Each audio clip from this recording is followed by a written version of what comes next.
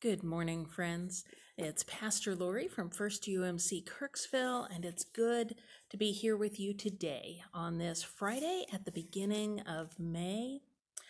And there is a lot going on right now. Here in Northeast Missouri, we've got graduations and ball practices, the farmers market starting up again.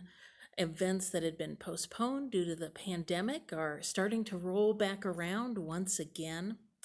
Our news has been filled with big stories, and many of us are facing sticker shock at the gas pump and at the grocery store. It can be a lot to take in, and sometimes it simply seems like there's too much. Now, we might realize that we're feeling more stress, not only in our minds and emotions, but in our bodies.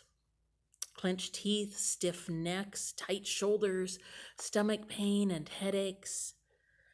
The weight of the world often takes the form of physical pain that's not caused by any specific medical condition that we might have. And a story stood out to me this week from my reading. I was reading in this book. I guess I haven't learned that yet.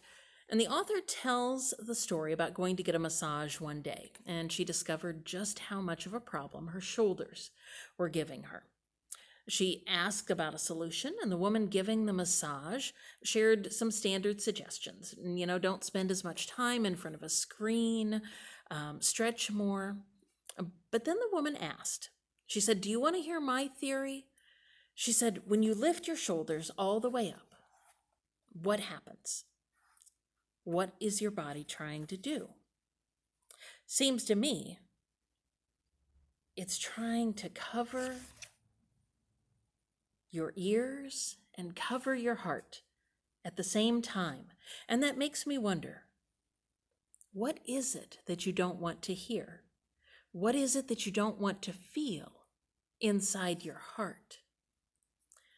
Now, the author reflected on that and reflected that, there were many things that she didn't want her heart to feel. There were so many things that she didn't want her ears to hear. She was grieving the loss of relationships, the loss of the world as she knew it, and the pain was both emotional and deeply physical. And she kept coming back to those words. What is it that you don't want to hear? What is it that you don't want to feel inside your heart?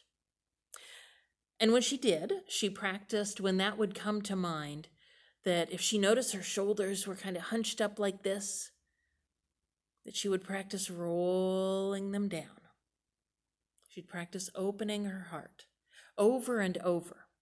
And she began asking questions that she wasn't sure she really wanted to know the answers to. She began trying to learn to feel her unfeelable feelings and think her unthinkable thoughts. And it was hard. And so she writes, what is it that you don't want to hear? What is it that you don't want to feel inside your heart? A million things, at least. There was a lot to feel, to open one's heart to, and so it was easier, for a while at least. She writes, to keep my shoulders up, my muscles brittle like bones. But then I started to welcome it all, to feel it all. Some days I couldn't, she writes, but most days I tried. And the practice is changing me. She says the questions are changing her, the feelings and thoughts that she's tried not to feel for so long are changing her from the inside out. Opening a heart, she writes, that's been fighting to keep itself safely closed for a long time.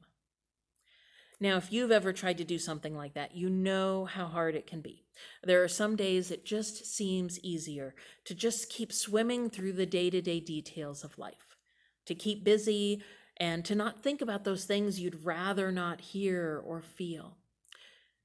And it seems to be in those times that our bodies tend to tell on us when that's what we're doing. Sometimes it's through that physical pain and tension and those strange symptoms. Other times, it's through tears. Tears that come when the quiet of night sets in. Tears that come up out of the blue as you're stopped at a stoplight and you clench your teeth to hold them back. Sometimes it's tears that flow as you sit in a pew here at church. And the author of this book, Shauna Nyquist, she reflected on this loneliness, this pain and isolation in our changing world, that it can be so very real, and that it's exhausting and scary sometimes, and tempting to try to escape it through whatever means we normally use to escape, whether that's binge watching a show, whether it's completely diving into some hobby, whether it's eating or shopping or any number of other things, some of which are not bad for us, others of which are very harmful. She writes, there's much to grieve. In the middle of all that we don't want to hear or feel, the tears that stream down our faces are valuable, sacred, and holy. There's a beautiful picture in Psalm 56 of God keeping track of our sorrows, collecting our tears in a bottle, and recording each one. Somehow, in the middle of tears, God often meets us right there when it feels the most hopeless, with glimpses of hope and healing, with memories that flood our hearts with joy. It can be there that we find comfort and presence and healing. Things break and then they heal, and we shed tears along the way. We cry. And so if you are crying, here in church or anywhere else, you're not alone. We never are. However it is with your soul this week, may God meet you there in whatever way it is that you need the most. Through the words of a friend or a stranger, through the blooms of spring, through the peace that comes despite everything that gets in its way. You are not alone. Thanks be to God. Amen.